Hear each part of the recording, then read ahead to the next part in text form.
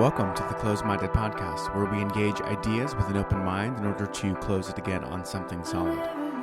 Today, I'm talking with Commander Dale Brown, founder of Detroit Threat Management, a private security force that protects businesses and neighborhoods in the Detroit area. He's been doing this for over 20 years with great success, and his story is particularly timely in this era of riots, protests, and intense social controversy over the role of police in society. Commander Brown, welcome to the show. Thank you for having me.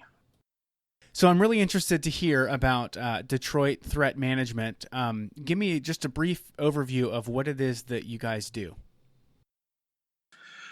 So what we do as an organization, first and foremost, we are a school. So we're an urban survival tactical training center, and we teach both police and civilians specifically how to create non-adversarial interactions for non-violent outcomes. We also provide, on top of training, we provide free services for people that have a dedicated threat, such as domestic violence, or the person who wants to murder someone or attempting to murder them is attempting to murder them. We stop them from being murdered. Specifically, we keep people alive. We do not allow them to be raped, robbed, or killed. Even if they can't afford services, we protect them for free. And we provide a paid service for corporations and communities, which is protection, not policing. We police no one, ever, and never will ever police anyone or anything. What we do is protect everyone and everything from violence.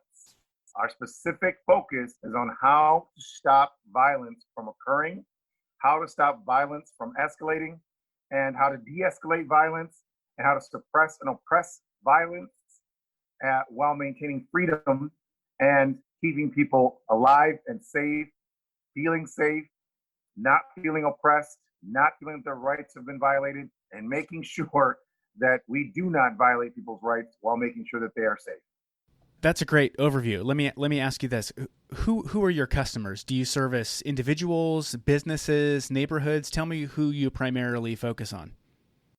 Our customer base is both communities and corporations. We do not work for any government agencies. We have no government contracts or government funding.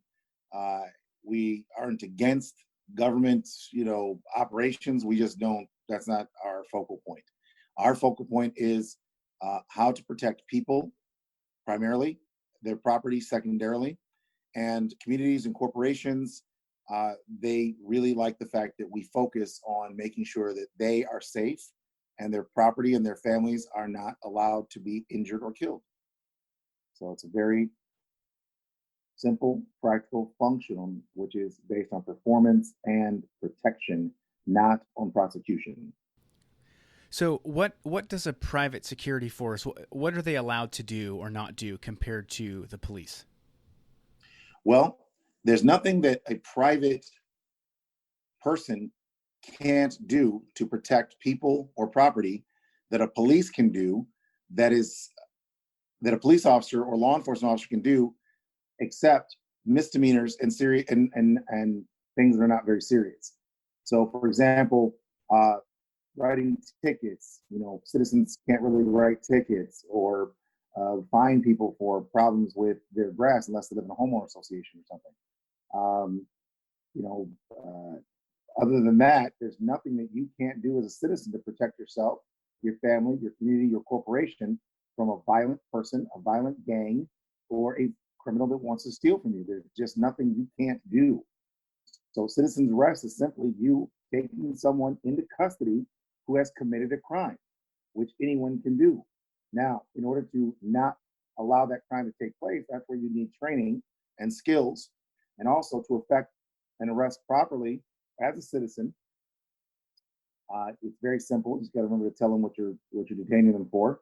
And of course, that better be correct and provable. Because if it's not, then you're going to go to jail for false imprisonment, and you're going to go to prison if you hurt that person and it's found that you had no right to or reason to legally stop that person and take them into your custody. But there's nothing that stops you from stopping crime. There's nothing that stops you from stopping violence except you and a lack of training. And believe it or not, most active shooters are stopped by people with zero training. School teachers, counselors, regular people, students in schools. That's who stops most active shooters in our society. The reason why you don't know that is most people don't do the research. And the other reason is CNN is not going to report that a school teacher tackled a gunman who only shot one kid or two kids. It just doesn't make the news. So as a result, you don't get to hear about these stories very often. What kind of calls do you typically respond to in a normal day? In a normal day, our average calls that we respond to on an average day are related to alarm calls, meaning alarms go off, and they are 99% false calls. Either a motion sensor went off, a spider went across the motion sensor, lights changed, or something moved, the bushes moved. So there is no actual break-in. And then the other calls we get are fear-based calls about people in and around the community.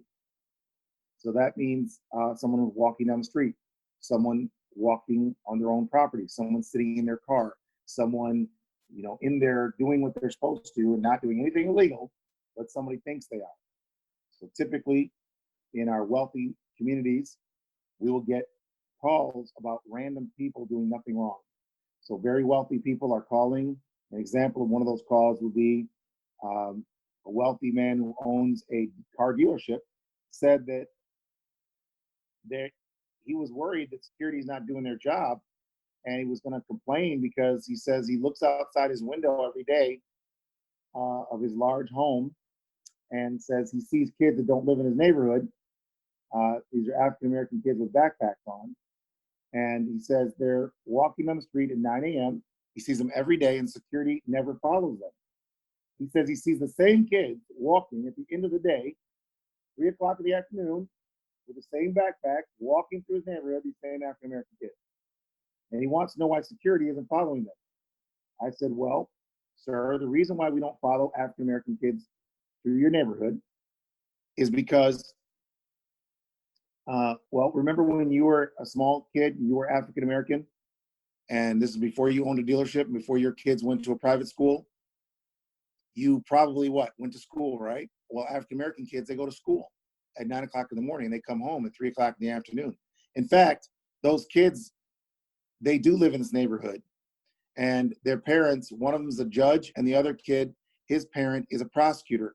And it's a good thing you did not, approach those kids and accost those kids, because you probably would be arrested right now and sued. So in his mind, he thought because he was wealthy as an African-American, that the African-American kids he was seeing were kids that were supposed to be getting followed or harassed or something. And this was a common occurrence when I first started 10 years ago, specifically working in upscale communities with wealthy families. They really thought that for some reason, as African-Americans, that they should be calling to have other African-Americans harassed, which was 9 out of 10 of our calls. And since it's subsided, of course, on CNN, I haven't seen any of these calls, and they're completely uninterested, apparently, that African-Americans are calling constantly about nothing. And they're calling 911, they're calling the police and saying, hey, there's a person that looks suspicious, and they're calling about other African-Americans, but apparently CNN does not report those. And I correct them. So I tell people, I would get a call, as an example, I kept getting calls, and this is different people now. This is different African-Americans calling about other African-Americans. Wow. And they're saying, hey, security, I just saw a strange car in my community. And when I pulled up to it, it took off like a bat out of hell and left my community. Why isn't security doing their job in keeping these strange vehicles out of my community? Then I get another call. What is security doing? We're going to complain because guess what? My daughter just got chased out of this community. We've been living here and we're paying security, and we expect you to protect our family. Why are people chasing my daughter out of our community? Sir, sorry about that. I apologize. I've corrected your neighbor. Your neighbor is chasing your daughter. She's home from school in her new car. He didn't recognize that his neighbor's daughter home from college, had a new car. So he was chasing her because he wanted to know why this person was in front of his neighbor's house. And this is what's wrong with replacing police with people. Now, these are highly educated people. These people have 6-year degrees and up, most of them master's degrees, and they're wealthy. And they're chasing people, chasing children, approaching them at night, calling on neighbors that are doing nothing wrong, calling on their family members, calling on their contractors. And these are African-American people complaining about African-American people that aren't doing anything wrong. My point in saying that is that the skin color does not determine the thought process. So racism is essentially the idea that we are all affected by this negative, and African Americans are also negatively adversely affected by this. And in order for us to evolve as a society, we must first get rid of the idea of race and realize that if I'm from Italy and I'm from Germany or I'm from Ireland, I'm a Jewish German, I am not just a white person. I am a person who's German, or I'm a person who's Irish. I'm a person who's Italian or Greek. And if I live in America, and I'm an American of Italian heritage or Greek heritage, and the same goes for Africans. You're not a Black, you're an American of African heritage. If you don't know what country you came from, your family did. And as a result of describing people by land, we're not describing them by color. And by doing that, we avoid going down negative paths that are lies by calling people colors that they are not, which means we can then have an honest conversation about how we can all come together and communicate properly and specifically address different issues. So we just really need to work on the education required for evolution. And that's what I created, was a training system for families, for communities, for corporations, for police officers, so that we can learn how to understand psychology enough that we can create non-adversarial interactions and nonviolent outcomes by getting rid of our different biases or being aware of them and not letting them affect our decision making. So if your goal is to de-escalate and to deter violence, tell me how your team goes about doing that when they get into encounters that could easily explode into violence. The first thing we do is we greet people positively. We do not have an adversarial position. So I see African-American male, 20 years of age. This is an actual encounter, one of many. And he has a pullover on, and a hoodie, black, and it's dark. It's 3:30 in the morning, and he's in all black, and he's drifting. So we call it drifting when they're just literally drifting through the neighborhood. He's lurking and trying to find trees to hide behind. He's kind of just move slowly. So it's not technically breaking the law. He's just walking. So I pull up next to him, and I'm filming from an iPhone with the light on. And I say, "Hello, young man, how are you today?" And he's trying to obscure his vision of his face, and he holds his head down. His hands are in his pockets. And we're on city street, so I can't ask him for ID. I can't ask him to show me hands. I can't ask him to get on the ground. I can't ask him or direct him to do anything. I can't even ask him why he's here. I can't ask him what he's doing. All of that's invasive, intrusive, and technically illegal. And it's okay, because I don't want to know who he is. I don't want to know what he's doing. I don't even want to know if he has a gun in his pocket. What I want to do is let him know that this community is protected. And as long as he's here, he is also protected. So I said to him, "Young man, have you seen any criminals out here tonight?" And he goes, "No." He's sitting there thinking like, "Wow, he's asking, I saw any criminals? And I'm the criminal." And I said, "No, sir. Listen, if you see any criminals, all right, make sure you give us a call. Here's our card." And I give him our card with our phone number on it. And I say, "Listen, if you see any criminals, you let us know. We'll come right over and check it for you 24/7. Even though we actually only work there 12 hours a day. I'm not going to tell him that logistical information. I'm going to tell him we're always here 24/7. Okay? So I've just given him logistical false information. That disinformation makes him believe there's no opportunity to get into a house and successfully get out. So now he's thinking, how do I get out of here? So next I do is I tell him, "Listen," he interjects, he goes, "Well, why are you filming me?" sir, the police make us film to show we're being respectful to people. And it's required for us if we're talking to people to make sure that we are being polite and respectful.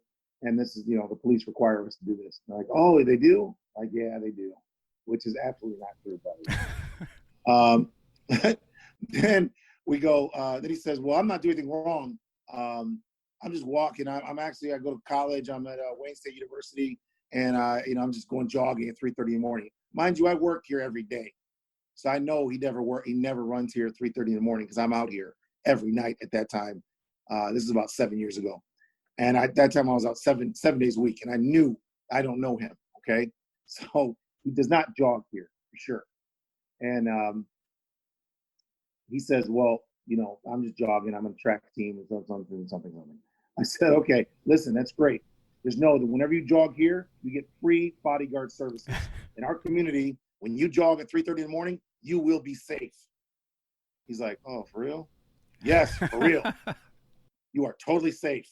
Safest area ever. You go jogging, just know you're good to go. And I said, listen, we're going to be right behind you. If somebody tries to rob you, because dangerous, Detroit's dangerous. Detroit, that 7 Mile right there, very dangerous road. Lots of people have been killed on that road, but not you, sir. Because if you're over here with us in this community, we're going to be watching you and make sure nobody robs you. And if they try, you put your hand up, we'll rush over and we'll rescue you right then and there. He's like, oh, really? For real? For real. Okay. All right, thank you. Then I go, listen, one more thing. Remember, we can't ask him for identification, right? So one more thing, sir. If you would like, you can get into what we call the good person file. If you give us your identification, we'll put you in our good person file.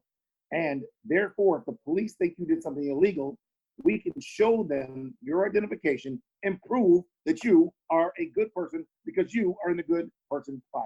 Would you like to be in the good person file? And he's like, what? It's up to you. If you give us your ID, we can do that. It's up to you. It's just a service, is free. And he thinks about it. He's like, oh man, what a good person do right now. So he gives me his ID. It's not even him. I can tell it's not him, right? I snap a picture of her, act like I am. I actually did snap a picture. And I said, okay, young man, you have a good night. We'll be right behind you. Let us know if you need us. He's like, okay. All right, have a good night. So we drop back and he jogs away and never, ever, ever comes back. Now, I don't know if he had a gun. I don't know if he had intention, but I just know he doesn't like free protection while jogging. For sure, that's all I know. What's the most dangerous situation that you or your protectors have encountered? All different types, from house fires to a person having a stroke, and the ambulance personnel are standing outside. He can't get in. My team member breaks down the door, gets the ambulance people inside, and the stroke victim does not suffer any longer. They were waiting for police to come kick the door. The police came about 20 minutes later, which would have been a brain dead person. We have, I got a call. We always call police first. Just know this. We always call police first. If there's ever the belief that there's a crime that's being committed or has been committed or will be committed, an actual crime, then we require our clients to always call 911 first. No one is ever allowed to call us instead of police, and we always call the police as well. So when we arrive, if we have to take any action, it's called an action based on exigency. It's not a vigilante movement. It's not something done because we didn't want to call police.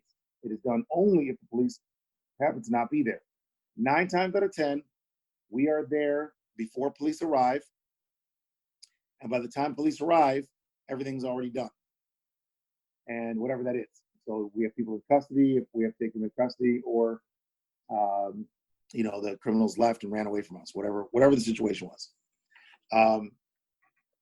So there's no real competition. It's just that we specialize in protection, which is the prevention of rape, robbery, and killing. And the police will help if they can get there fast enough, and they will stop and they will protect if they can, but they respond when they can. And when they can, it's going to be after someone's been raped, robbed, or killed, which is after a crime has been committed, which is after a law has been broken, which is why they are law enforcers. They're not pre-law enforcers. And that's where I think the public needs to stop watching television and expecting police to do something that is not with what they're actually, trained to do and they should be expected to do. They're expected to enforce laws, and that has to be worked on as well. And of course, we train police, which I'm very proud of, to protect themselves and protect others non-violently. And there's police officers on our website, there's a federal agent on our website that are all testifying that the training that we gave to them saved their lives, saved the lives of others. And what I'm most proud of is that our training allowed officers to take people into custody without injuring them by using the tactics they were shown in our police program, which is called NICE, Non-Injury Compliance Extraction, NICE program. We give that to any police officers. We charge money to police departments, but individual sworn police officers, we give them this training because we want officers to have the ability to defend themselves. We're not going to charge them any money. We want them to be able to have this training, and it worked out great. And it's been able to, the training has enabled officers to protect themselves and others, and we're very proud of that. And in situations, there's one situation on my Facebook that I uploaded where a woman was being beaten and ripped. Her hair was being ripped out. She was being pulled into a car. She had actually beat her legs against kicked the horn and pushed herself out of the window. And the guy was punching her in the face. And she was fighting back with him, trying to get away from him. And the people are calling from the community. Okay, this is on the street, city street, public street. It's a corner of 7 Mile and Kingston Streets in Detroit. And this is in a community called the Sherwood Forest community, which is a historic community. And most people there are wealthy in this particular community, or working class wealthy. So lots of executives and business owners. And in this particular time, it was approximately, I think, 2 o'clock in the morning or something. No, it was approximately 12 midnight. And the residents are calling because the woman's screaming, trying to get help, and none of them are willing to come outside because they might get killed. I understand that. So we got about 6 calls from 6 different residents, and these some of them are in law enforcement, and called police as well, called on-duty police officers as well. And I got there first, and when I got there, there's a video that's on my Facebook. You can see that's on Viper's Threat Management and Detroit Threat Management Facebook, and it's also on YouTube. But basically shows me pull up. I actually, when I first drove by the vehicle, I didn't see the man and woman because he had her on the floorboard in the back seat, covering her with his body, and he was wearing like a tan jacket, and the interior of the car was tan. So when I drove by, I saw nothing. And then when I circled back around, he thought that I left the community. So he jumped up and jumped in the front seat. And the woman was choked out in the back seat, and she was punch drunk. So she may have been drugged even. But I turned around. He tried to get to the front seat to drive her away. So he actually abducted her. So I got him to back off, and I got her out of the car, and I sent him on his way, and got her in my vehicle. So I stopped this abduction. And as you know, most women are killed by the domestic partners. That's exactly what she said was going to happen. He was going to kill her, and he abducted her, and they were not dating anymore. So he got angry and kidnapped her. He abducted her, and he was going to kill her. And that's when she was able to make him swerve and jump out of the car, and he fought her and choked her out and took her back in the car. So I say all that to say that that's one of the more dangerous situations. The police did show up, and they took her away and took her to the hospital. And then they went after him and to arrest him because she knew his name, and arrest him for abduction and charged him as well. And we've had many situations involving shootings and other things as well. Tell me about the guy from Harvard who tried to take business away from you, and why there really isn't much competition for your services in Detroit. The guy from Harvard, who was the president of the Homeowner Association, asked me on the first day I met him, "Who is your competition?" And I said, "I'm sorry?" He said, "Who's your competition? Who competes with you?" I was like, "Nobody competes with me. I'm sorry, I thought you knew." And he's like, "What do you mean?" No one's competing to come to Detroit and go into people's houses in the dark before the police arrive and see if there's criminals here. Okay, nobody's going to do that. And if you call around, you're going to see that. So he didn't believe me. He was like, everyone has competition. I said, no, everyone doesn't have competition. There's no one competing for this. Okay. And it's like trying to, I don't know, it's insanity. So I said, no, you can try. He contacted 50 companies. He sent out an RFP, and then he tried to go to other communities to get them to fire me to offer them my money. So he went to 2 other communities, tried to get them to fire me. They refused.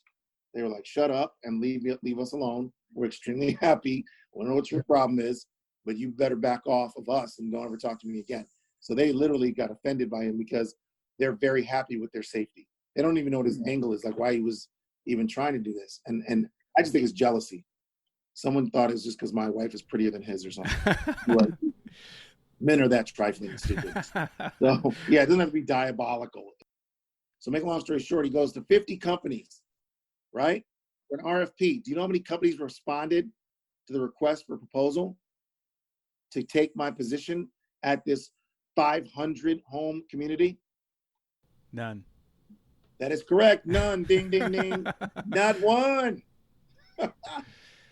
That's a sign of good customer satisfaction. It's also a sign of reality that no one's sending their employees somewhere to die.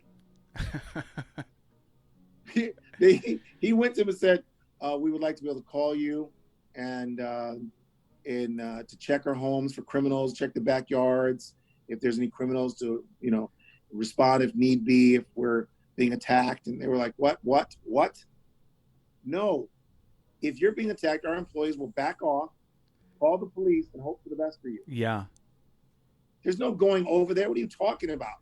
Yeah. Well, don't they have guns? Yeah, they have guns. The guns protect them. Huh. They're not going to be getting out of the car. They're not going to be going to your backyard. They're not going to be approaching people on your property. Yeah. That's never going to happen, sir. Yeah. Don't call us again. They're like, but how much money? It doesn't matter how much money. None of our employees are getting out of the car. Wow. It's Detroit. Are you crazy? Let me get this straight. You expect us to go to someone's house because a criminal might be there, and you want us to get out of the car and put our employee there out of the car before the police get there to the house? Yeah. Is that right? Are you insane? Our employees will never get out of the car, number one, and we'll just wait for the police, however long that takes, and if the criminals come out, they're going to leave. Wow. And so, yeah, I love data. I love open transparency. Yeah. Because it's beautiful to be a high performer in an extremely high performance condition with only low performers as your competition. Yeah. No one even wants to compete with me. People are always like, that's why I get offended when podcasts and other, we've been on Vice TV and HBO did a documentary last year, went international. We've gotten Vice Land, went international. We've been contacted by people from Nigeria, New Zealand. Wow. They want their communities. It's amazing, right? And they somehow these different people, even the documentary HBO, the guy came from London. Somehow they said, since Detroit's decline and police are not doing their job, security firms have been making hand over fist money and blowing up a handful of different companies come in to take over community policing. Okay, that has never happened. Yeah. I don't know where you got that from. No one's coming to Detroit to go into the neighborhoods and protect anyone. And definitely not before the police would go there. Yeah. And if the police aren't going there consistently, why would you think a company would go there? That's insane. Yeah. So what I did was train people. Remember, it's training. If I don't train my people, they're not going either. Yeah. Okay, the psychology, the physical, the tactics. You're talking about weekly testing, training. Every day we're going through training, but we do actual tactics. So tomorrow we're going to be like we do every week. We just had to take a COVID break, obviously. Yeah. But we do tactics, gun disarms, knife disarms, takedowns. And as a result, our reputation is so solid that even my females, when they get out of a car, men do not get adversarial with them. they also look like they're stormtroopers as well. And remember, we're not adversarial. So when we talk to people, we're respectful, we're polite, and we look extremely dangerous. So we have equilibrium, what I call tactical equilibrium. So a violent predator is not a fool. They don't make trouble. Okay? They don't make trouble. That's why they go into prison easily. Police arrest criminals every day and they don't fight. Okay? Mm-hmm. The people that usually fight are ones that are not violent criminals. They're college kids, or someone that's being offended or doesn't know how to capitulate properly. And they shouldn't. And then I teach a lot of police officers about how to interact with people so they don't create an escalated situation. You can actually be escalatory just by accident, but unfortunately, a lot of situations are escalated because not the right officer is there.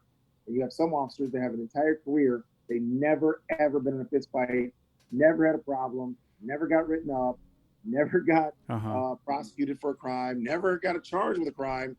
And that's most cops because they're not doing those things. Yeah. Then you have these other ones, they have a bunch of charges, like this guy with a knee on the neck. That's not abnormal. There's always those kinds of guys. Yeah. And those kinds of guys got to be removed. And the good officers need to be promoted and protected. I mean, they are out there and they outnumber the knee on the neck guys. Yeah. So we need to promote officers, protect them and their families. When they come forward and say, listen, this is what's going on, this is what's wrong, those officers need to be protected. Yeah. Okay. And we need to promote them and give them more training, more protection, bulletproof vehicles, bulletproof helmets, stab-proof and shoot-proof vests. If you want police officers to go into a situation, you have to protect them. Just like my team member. I don't call them employees. If you enjoy the show, please consider leaving a 5-star rating and a review in Apple Podcasts or in the Google Podcast directory. If you need help figuring out how to do that, just go to ratethispodcast.com/CMP, that's for Closed-Minded Podcast, and it will walk you through all the steps for your device. Thanks for supporting the show. So I know, based on Supreme Court precedent, I know that the police are not obligated to protect me individually. What are your protectors obligated to if I were one of your customers? Well, I can't obligate anyone to do anything, but what I can do is inspire them. So I inspire my staff members to believe, my team members to believe that everyone that trusts us with their safety, it's an honor, and those people are like our family. They're not our duty, because people will protect what they love and they'll never protect what they do not love properly. But naturally, people will always protect that which they love. And protection is literally the highest form of love, of humanity, of people. So what I look for in terms of team members are people that actually care about people. If you don't care about people, if you don't love humanity, you can't protect humanity. You can't protect people, not properly at all. And as a result, people believe we care about them. And as a result, we have value to them. The moment people find that we don't care about them, that we believe we're more important than them, they will not find value in us and they will not want us around. So we're never more important than our clients. We have to make sure they get home to their family safely at night before we can. We have to always put their safety before our own. And we have to look at them as family. And as a result, it's that caring concern that that they feel as our customer, that we actually care about them. Otherwise, how are we gonna go into a backyard in the dark in Detroit for money? How much money is that? I mean, how much money is it to go in someone's basement? 2 cops I know died going into a basement after a gunman here in Detroit. On the same night that I had a mentally ill person threatening to kill families, and I was talking to him in the street for hours before I took him to the police station by consent. So one thing civilians can't do is take people off the street and transport them. But if the criminal gives consent and wants to take a ride to the police station, that's legal. And that's what we do. We ask them if they want to stay, wait for the police, which is their choice, or if they want to ride to the police station. And if they say they want to ride to the police station, we will give them a ride to the police station. We don't have to handcuff them. Yes, we have to handcuff them.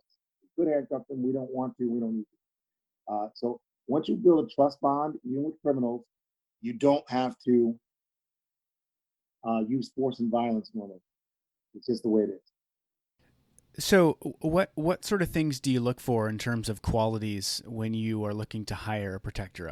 Obviously physical presence plays some role into it, but for what I'm hearing you say is that a lot of maybe the emotional intelligence and the psychological abilities of somebody play a significant role in their ability to function well as a protector. That's a very good point. Very good question. What we look for in terms of qualities, first and foremost, is care. They have to be the kind of person to care. The image is important. Image, they have to look like a person that wants to actually protect, can protect to other people. They have to be articulate, and they have to be intelligent, right? They have to be able to speak well. You have to be a good communicator, because you're better off if you're looking for someone to protect. You're looking for a smart person more than you're looking for a person that wants to fight. You're looking for a person that's a good communicator more than a person that's good at fighting. You're looking for a person that pays attention to detail more than a person who wants to be the best fighter in a situation. And that is because if you can find someone that's a good salesman, a good communicator can be a good salesman. And if you are the person who's trying to create a peaceful resolution to a problem, you need to sell this person on why peace as an outcome is in their best interest. And that is what we do. We sell to people peace. We get them to see intellectually why doing it our way is what they want. It helps them in their way. So we use actual psychological training tactics. We join, mirror, and placate their behavior. We stand next to them. We understand. I created something called protective praxeology. So it's how you understand how to read the body language, how to project the body language, and how to use your body language in conjunction with theirs to create the outcome you're looking for, which is non-adversarial outcomes and non-violent outcomes. And that comes from your understanding of how humans will interpret your body language and position, voice inflection, facial expressions, and I have to coach each person on how to do that. And yes, it's difficult, but that's why we're successful. 25 years with no court date, 25 years with no lawsuits, 25 years, none of us are dead. And most importantly, 25 years, not one person that ever came to us for assistance, not one, has ever been injured or killed after coming to us for assistance. Wow. That's what we're most proud of. Well, I was about to ask you, what is your criteria for success? How do you measure success in your business? It sounds like that's the answer. Well, the way we measure the success in the business side is in the eyes of value of others. So the perception of value of others determines, what our actual value is in business. What our value is as an organization is based upon what we do for people. And that's what I love about what we do is we go into people's lives and remove a rape, a robbery, a murder. We make it not happen. And that's what I love about what we do as an organization. We literally stop violence from occurring. We deny the opportunity for it to occur. And this is what we celebrate. Not how we manage the violence, but how we didn't allow violence to actually take place. That's the core issue that separates us from anyone else in any type of protective service organization is that our measurement, our metrics is based upon positive outcomes. And a positive outcome means that nothing happened. One lady said to me one time when I was driving to her community, she said, "I don't hear about you guys doing nothing." I said, "What do you mean, man?" She goes, "You guys just drive around." I said, "Well, ma'am, have you heard of anyone being raped, robbed, or killed in your community since the day we started 4 years ago?" And this is a community we've been in now for 10 years. So it was about 6 years ago. And she says to me, after 4 years, y'all don't do nothing. And I was like, wow. I said, have you heard of anyone being raped, robbed, or killed since we started? She goes, "Oh, I never thought of it like that." I said, exactly. I said, you do know that some people in Detroit are being raped, robbed, and killed. That does happen. You do know that, right? She was like, yeah. I said, remember the federal judge got shot here in Detroit right across the street from you from this community? She was like, yeah. I said, well, none of our judges are shot. We have multiple judges live in your community right now, and none of the judges are shot. Not one. And we have more judges live over here than they have over there in that community. I said, no. I said, you remember the other day there was a bunch of police cars out here blocking off the street? She goes, yes. I said, you know why they blocked up the street? She goes, no. I said, because 2 blocks over from you, a man was shot 15 times on his front porch at 9 a.m. coming out of his house. None of your neighbors in this community that we protect have been shot on their porch in 4 years. Not one. And there's more houses here than there is in that community. And the people are much wealthier in this community than they are in that community. So why do you think that these criminals aren't coming into this community? Because there's something you have that they don't, and that is protection. And our goal is to get protection in every community in the United States.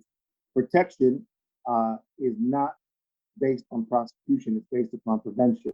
Well, I would imagine that word gets around, right? Yes, it does get around. Word gets around, and people genuinely trust police. They genuinely believe police have their best interests in mind, and they believe that their taxes being paid to police is sufficient, and they believe that if they have one more meeting with the police, that it'll all work out. And that's been for 25 years since I moved to Detroit. It's, that the next meeting they're going to discuss it, and then everything will be fine. Do you hire security guards or ex-cops in your organization? So security guards can't even apply. And police officers that have worked for me, I've had over 100 work. They don't understand why you got to take a breathalyzer at the beginning of your shift and a breathalyzer on film at the end of your shift. It's digital and it's on video. It's filed in your file. I can prove you didn't drink at the beginning of your shift. And I can prove you weren't drunk during your shift at the end of your shift. Yeah, that's a good strategy. Oh yeah, I don't have any problems with people drinking ever. Then I have cellular cameras inside the car with audio and video. So you don't have personal conversations inside the car. If you want to take a break, you get out of the car. Once you call it in, and you can't free range. You can't go drifting around. You can't go down to different streets. Everything's documented about where you can go, when you can go there, and what you do. There's no free range patrolling. We are actually protecting, and it's a structure. It's not predictable. You can't predict our path. The path is randomized, but it is documented in real time. We can see, and people are looking in real time where you are at all times and what you're doing. So I don't know anything about data collection in Detroit or what your specific footprint is, but have there been any measurable impact on crime statistics in the areas you serve versus other neighborhoods or other regions? That's a very good question. Crime data related to our areas that we protect, is there any actual data that proves that what we're doing is effective at managing crime or stopping crime in any way? And the way I can answer that question is number one, you can go to crimemapping.com and you can look up Palmer Woods, and you can look up Sherwood Forest, and you can look up Detroit Golf Course Community. Those are 3 of the communities in the center of Detroit that we protect, and it'll actually show you what the crimes are in that community. So crimemapping.com, you can always truth check that, because it's about 80 to 90% accurate. I would say it's 80 to 90. It can be a little off, but it's 80 to 90% accurate. So it actually does some weird stuff sometimes, the way things are documented. So you can't always, but it's about 80. Because we actually know, so we know for a fact it's about 80% accurate. Sometimes up to 90%, but it's always going to be off a little bit. The data is not that it's never 100% for sure. I can say that, but it at least gives you an idea. And what the police chief said after the judge got shot, there was a big meeting because there was a big political, pushback over the fact that the judge got shot. So we had a meeting at the golf club, and the police chief called me out, Chief James Craig, and said, "Where's threat management?" I stand up in front of the crowd. I was very nervous because I thought it was a problem. He goes, "We looked at the ComStat, which is the crime data from the police department, and according to our data, the communities that you're protecting, that your organization is protecting, is lower than most suburbans. Your crime rate is lower than most suburban communities. So whatever you're doing, please keep it up. Thank you." Then he asked if we were working with the police commander of our local precinct. He said, "Have you guys been sharing information as the captain of the precinct, communicating with you, sharing information with you. And I said, no, sir. And I wasn't saying no, the police have not been sharing information. What I was saying was, no, there's no information to share. We're not having crime. I was going to finish the statement by saying, no, sir, we have not had any crime to share. There's nothing going on. We stopped it. It's literally stopped. It's extremely boring. And we haven't had anything. The criminals are staying away from us. They're literally staying out of our community. Now, if you saw our men, you saw our vehicles, which are typically our vehicles are, Hummers and other four-wheel drive vehicles, all blacked out with chrome symbols, chrome with very bright white lights, not bright enough to give you an epileptic seizure, but bright enough to keep your attention from a mile away. And we dressed in a uniform that is extremely Star Wars stormtrooper uniform that's all black. So it's extreme. So when you look at our staff members, you never think violence is a good alternative to communication. So when my staff members are talking and communicating, violent people don't think, well, you know what? I think I can take you. I think I'm bigger than you. I think there's more of us than there is of you. Because all those things are true. They're going to be bigger than us. They're going to be multiple. There's only going to be one or two of us, maybe four of us. And whatever our number is, there's going to be a lot more of them. And if they're not impressed, they're going to be bleeding. If we can't impress them visually, they're going to attack, and we're going to have to hurt them. And I know this because I've had boots on the ground for 25 years. So part of the reason why police are experiencing the issues they're experiencing is the psychology of how the interactions are being conducted. Police should be in bulletproof vehicles with bulletproof helmets that cover their face. You shouldn't be able to look at a police officer and size them up and determine their weight class and decide if I'm going to attack them or not, or if I'm going to, do anything or not based on the look of that officer. And right now, officers are literally in most places simply wearing more like a security-looking type outfit, like a guard would wear, and nothing protecting their face, their teeth, their eyes, their hands, and their head. Yet if they ride a bicycle, they have to wear protective gear. If the police officer is riding a motorcycle, they have to wear a protective helmet. That, in a lot of jurisdictions, protects the entire face. If you're a person who's going to be a scuba diver, you have to go with a buddy. You can't scuba dive by yourself. If you're going to be a hiker, you got to hike with a buddy. You're going to do mountain hiking.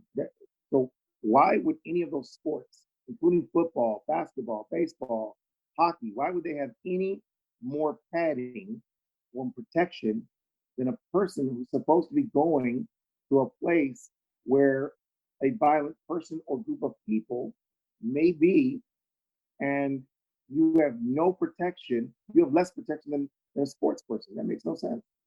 That's ludicrous. The concept of it. In a private sector, that wouldn't even be possible. If OSHA found out you sent an employee to a place and didn't give them the proper PPE, you would be shut down. So you have to wear the proper protective equipment for the environment. You can't put an employee in danger. Police do not qualify, or let's say police do not have to follow any OSHA requirements, whether they're not OSHA controlled or regulated, just like professional athletes are not OSHA regulated, and the military is not OSHA regulated. And if they were, then it would change everything about them, because you can't send a person in to do something that they don't have the proper protection for and the proper training for. So documented training. You can't just be like, oh, he has the training or she has the training. There has to be an actual documented method for you to prove this person has training for their job. And with that is testing. And with that is the proof of it. Okay? And then you also have to have personal protection equipment, and it has to meet the requirements. How can you send a fire truck to a fire that can catch fire? You don't. Fire trucks are not flammable, and they're designed specifically to fight fire. And they cost around $250,000 to $500,000. Some fire trucks can cost $1 million. Paramedics, they have a $250,000 vehicle. A cheaper ambulance might be $100,000, and essentially they have two ambulances. You never see a person that's operating an ambulance with one person, two people. This should be for police. And then the paramedics have a vehicle that's not going to be less than 100,000, probably an average $250,000 vehicle. And the police are going to be traveling by themselves in most jurisdictions, and they're going to have a vehicle that's a family car. It's not specifically designed for them. The family car has computers and has absolutely nothing that protects the officer 9 times out of 10. That would not be possible in the private sector. The private sector requires protection. If you expect them to go into danger, you have to provide protection for those employees. And I mean every bit of it. So if we expect police to go into a situation with their dogs, they have to have training and the equipment to deal with dogs. If we expect them to deal with, rescuing people, we need to have them have rescue training. And I'm all for that. What I'm not for is having high performance conditions, right, which is public safety, the highest. It's higher than NASA, higher than rocket science. It's higher than being a surgeon. What you're asking someone to do is to go into someone's house or building, backyard or in the woods, and you're asking them to go up against unknown numbers of perpetrators, unknown situations, unknown types of situations, chemicals, to gas, to human beings, to animals, and you would like them to make the right decision 24 hours a day, 7 days a week, and shoot the right person or not shoot a person or wrestle or whatever you expect them to do without any warning and without any advisement as to what they're expected to encounter. That is amazing. So how could that person not be the ultimate kind of person? I mean, you're talking about something that's just incredible. So that's why our training never stops, okay? So we train constantly. People ask me, they go, how long is your training academy? And then we have people that are applicants like, well, I went to the police academy as a police officer. I am a police officer. Okay, well, the difference between us and someone who works in law enforcement is this. We're in a performance-based organization. We don't have any immunity. We don't have any protections. We have to be 150% successful. What that means is we have to 100% meet the expectations, and we have to exceed it by another 50%, or else we can expect to be terminated. Nobody cares. Nobody cares about how good you tried, how good you did. What they care about is their perception of how well you did it, and if it was done excellent, and if there's any problems afterwards, it's your fault, and nobody cares in the private sector. Okay? In law enforcement, they have lots of ways of not having accountability and responsibility for outcome. Yeah. And in the private sector, our income is directly related to our outcome. Our accountability and responsibility is predetermined and regulated, and our outcome determines directly our income. And that is what separates a performance-based endeavor from a participation-based endeavor. And the private sector in the real world is always going to be performance-driven. So the private sector doing policing in its current form would be worse simply because it's the same thing but less professional. It's bizarre. Like the thought process of people is bizarre. Less is not more. If you were to go to private sector and have them train less than police, you would have a much worse problem. If you're talking about someone who you want to be a protector that enforces laws, the first thing they would have to be is a lawyer. They'd have to be a law school graduate. And what's the first thing a police officer has to do when they go to a court of law to talk about the laws they enforce? Is they have to talk to a lawyer. Yeah. It doesn't make sense. The police officer's not a lawyer. He's got to face off with a lawyer. Yeah. And guess what? A lawyer here in Michigan, who was a state trooper, tasered a kid and murdered him. And that state trooper that is a lawyer is in prison right now because the legal system puts police officers in prison that egregiously break the law. It happens every day. NDAs are stopping you from learning about a lot of them, non-disclosure agreements. But if you actually studied, you'd see there's a great deal of accountability that goes unreported. And that's where CNN is creating a recency bias. Fox News is too, they're co-signing. This recency bias is a direct result of a lack of information that is actual research driven. So in other words, they look at a story and they decide if they're going to play the story, that story loses its perspective because people believe that the reason the news media, editors and producers chose this story was because it has something to do with the level of severity, significance of or rate of occurrence, when that is not true. In other words, you may have a lot more of a worse subject happening and it's not being reported at all.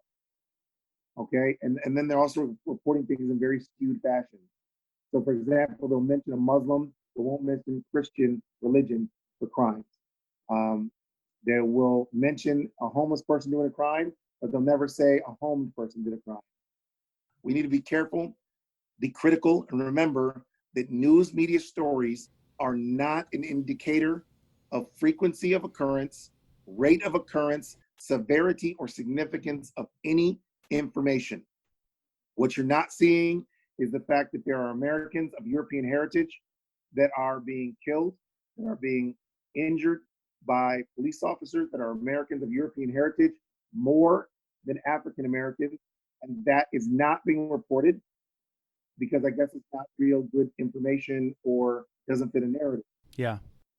And so we need to stop, reevaluate truth, use the truth to then formulate an idea and an opinion, and then use that to make determinations, not feelings. Yeah. Use facts over feelings. I want to ask you some things about maybe sort of the broader implications for what you do in society at large. One of the criticisms, and I'd be interested to hear if you think this is valid or not, but one of the criticisms I hear of a private security force is that it's, quote unquote, security only for those who can pay.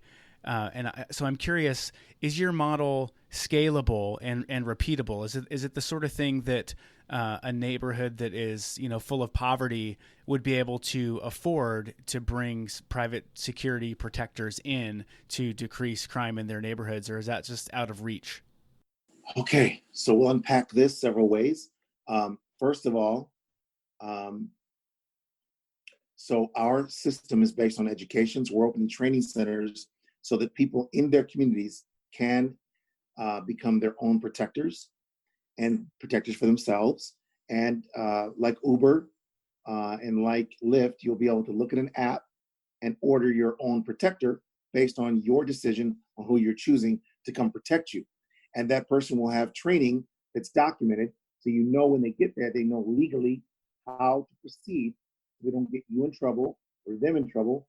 Don't shoot the people and don't hurt people illegally, immorally, and making sure that the person knows they're doing, they come to help you and your family, and working well with the law enforcement institutions. Okay, so that's one part, which makes it scalable worldwide. Okay, so we want to take this model, franchise model, around the world and get the people to protect themselves and help police protect them, and create a condition where the police and the people are training in the same system that creates conditions where the police officers have a greater degree of survivability, because our tactics help police survive. So it's not gun dependent. It's how not to be gun dependent, and it's how to be better at protecting yourself than even a gun can provide. So a gun is a very limited tool, and it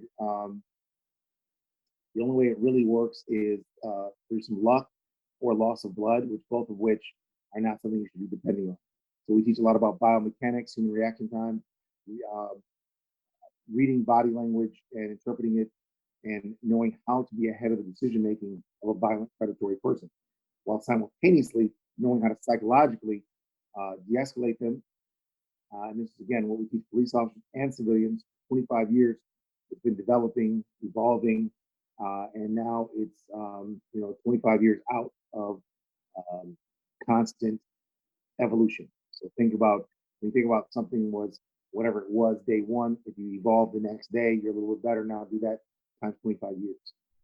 And that's what this is. 25 years of constant evolution to make things better. And what I can tell you is, what I've learned is that guns are not necessary for your safety. They're not a problem. They're not a solution. Having gun access is vital, Because if you don't have access to guns, and criminals know that, that will actually make them become more violent and more predatory. But in reality, you don't need the gun to protect yourself. And in most cases, the gun is deleterious to protecting yourself in close quarters. So it can help at like 25, 50 feet or something like that. But, anytime, any realistic self-defense situation is going to be at contact, meaning within arm's reach, within 2 to 3 feet of you. And so that distance, you don't need pistol shot. But you do need to have access to protecting of your home, your business, because there are violent criminals out there. But that is not the best way to protect your home or your business. The best way to protect them is through a set of security features that prevent the violent criminal from believing they can enter, meaning they're deterred. You can detect them and you can defend, and you can still do all of that non-violently. And it's in your best interest anyway. Killing people and injuring people on your property is not in your best interest if you like money or freedom. And especially if you like sustainable freedom. Like, some people are like, well, I'll shoot them and I'll get it. Yeah, well, what if you don't want to go to jail?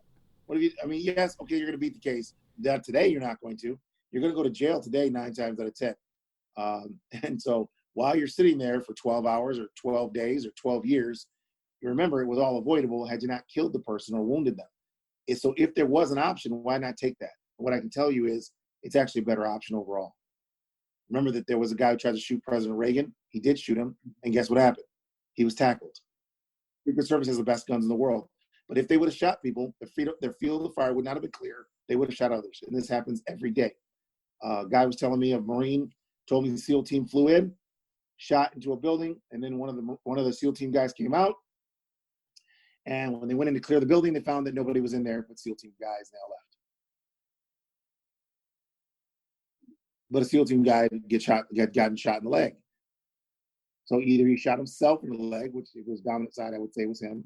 If it was non-dominant, I would think it was another SEAL team member that just, he accidentally came around the corner and popped him or bumped him. So, stuff happens. Guns. If you have car accidents, imagine what kind of accidents you'd have with a gun, something you barely ever use, right? So if you have car accidents, you use it all the time, right? And you have car accidents. You just actually touch stuff, you actually, there's all kinds of problems, right? Imagine how many gun accidents it's going to be. And there are. Okay, it actually happens. And I love guns. Okay, I'm a fire instructor. I was a fire instructor of NRA 5 disciplines, 20 years until they gave money to Trayvon Martin's murderer. And then I canceled all my certifications. I teach people not to put the finger on the trigger, not to put a bullet in the chamber, not to shoot unarmed children. This is a thing for me. I just teach that. And then all of a sudden, the NRA said, well, Zimmerman's okay to follow behind a kid who's holding his ground.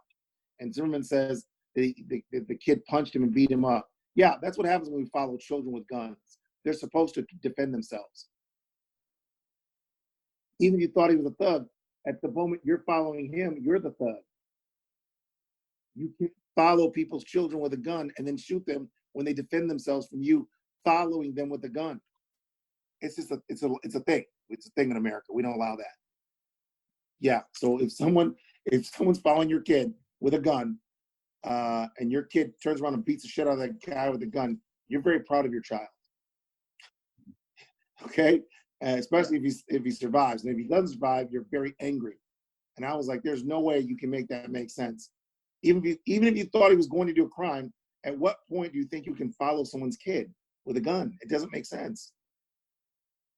Not legally, and I like to do things legally. I don't know why that's a problem. So once we already did that, I had to cut that. So Minneapolis, is about to dissolve their police force. I guess 2 questions. What do you think about that generally? And then secondly, is that would that be a unique opportunity for somebody using your model to step into the gap in some of those neighborhoods? Yeah, it'll be a very good model for us to be involved in, but they definitely can't disband the police. Okay. When you disband the police department, the sheriffs come in. You can't get rid of law enforcement as a mechanism, and it's a mechanism. What they're trying to do is they're trying to equate their own personal experience without studying the issue. They don't understand the majority of children are killed by parents. The majority of women are killed while pregnant by their partner. The stranger danger is minimal. They don't understand what you're not going to go to domestic situation and kumbaya a man and woman in a situation. You got to know which one has to go into custody. Okay, and you can't leave them both now to kill each other.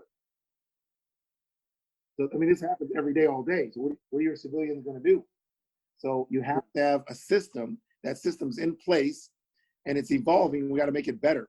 There are good cops. We got to promote those good police officers, rename them protectors, give them bonuses for what you want them to do. Give them a bonus, $1,000 bonus annually for not crashing cars, $1,000 bonus for not shooting people, $1,000 bonus for not injuring people, $1,000 bonus for all these things. And next thing you know, you don't have lawsuits.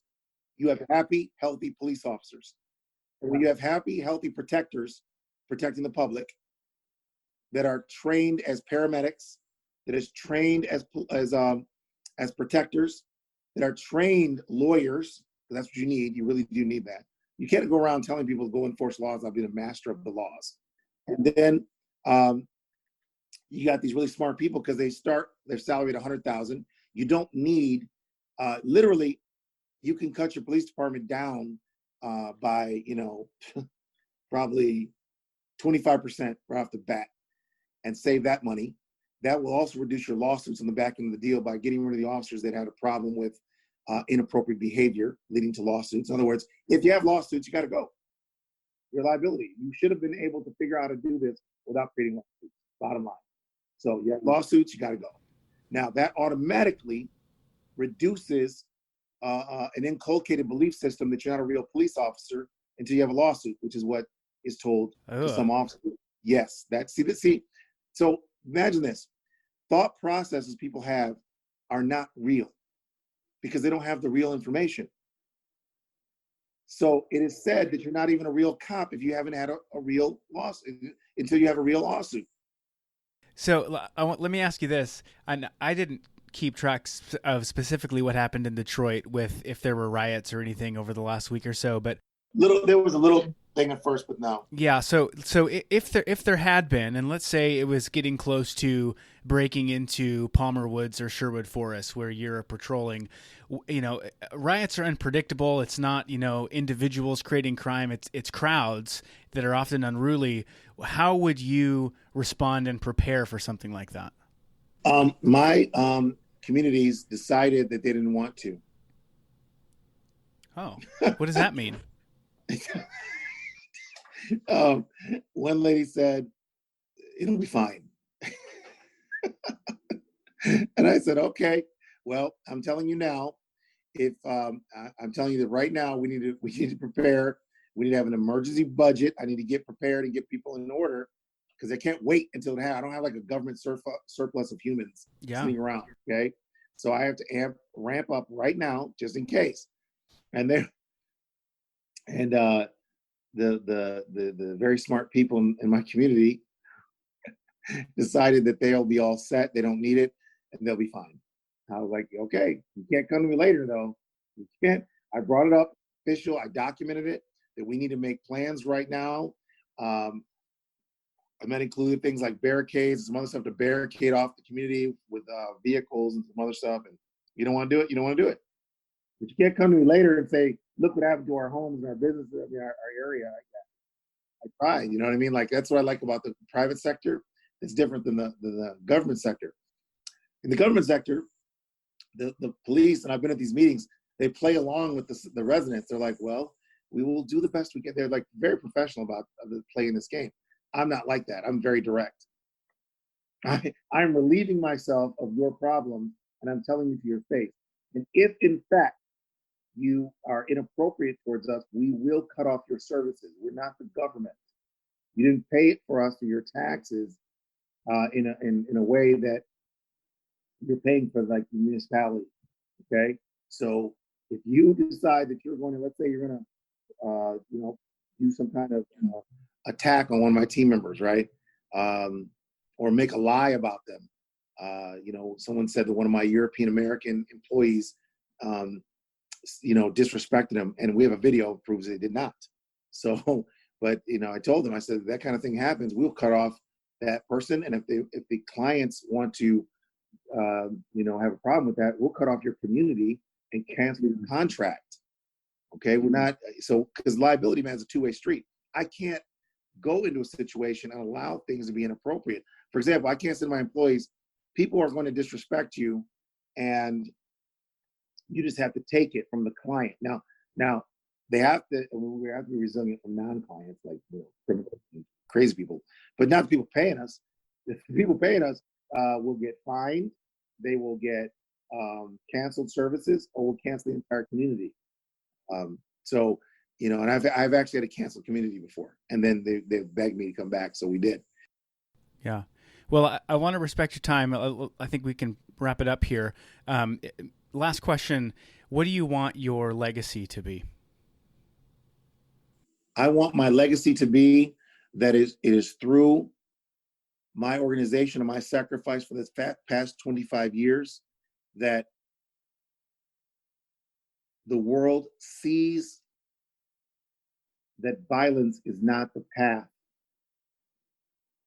to a better life for humanity anywhere, and that there is a direct correlation between protection of all people and the prosperity of all people, and that love of humanity is the key to protecting humanity, and that the true enemy of all humanity is violence, not the people, not their religion, not their politics.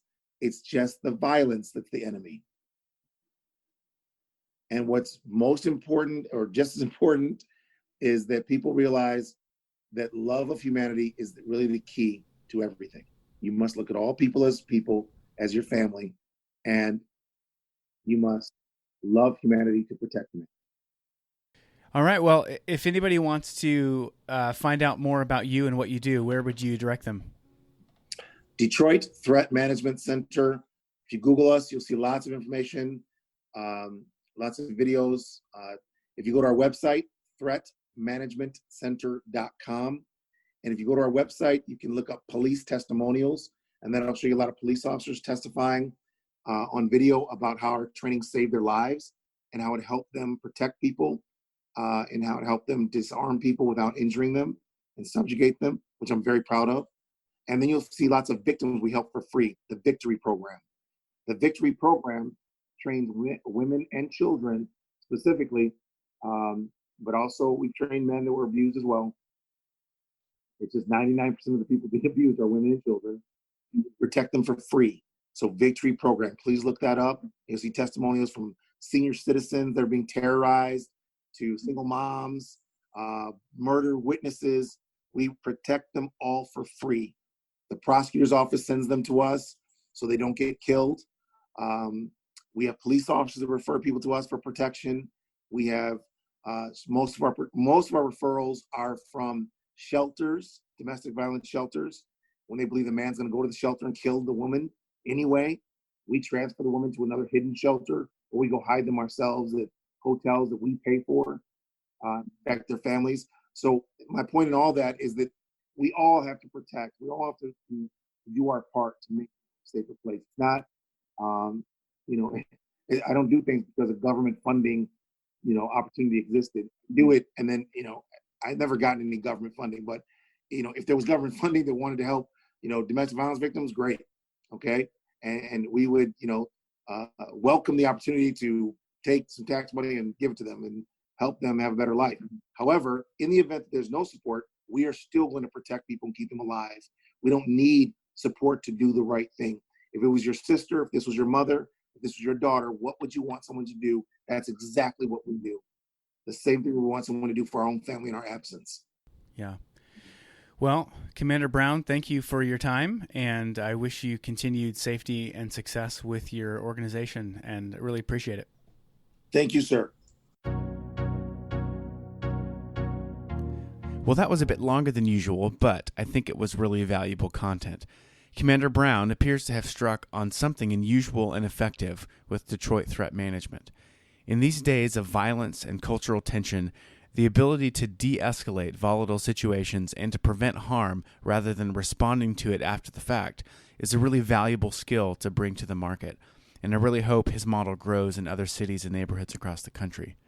If you want to find out more about Detroit Threat Management or Commander Brown, head over to the show notes page at closemindedpodcast.com/17.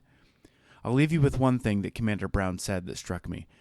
You must love humanity to protect them. See you next time.